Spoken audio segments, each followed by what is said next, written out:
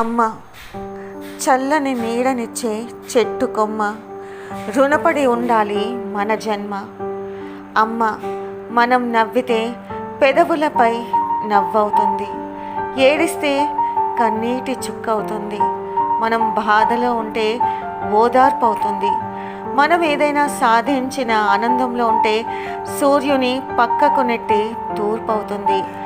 మనల్ని ఎవరైనా ఏమైనా అంటే వాళ్ళందరినీ తూర్పారపడుతుంది. ఇది అమ్మ నైజం, అమ్మే నిజం.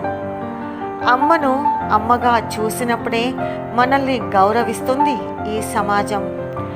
మాతృ దినోత్సవం మనకి మహామహోత్సవం. మాతృత్వం మన జన్మ, అమ్మకు పునర్జీవం. మన ఎదుగుదలపై ఉంటుంది అమ్మ ప్రభావం. అక్షరాలలో వర్ణించలేనిది అమ్మ అనుభవం.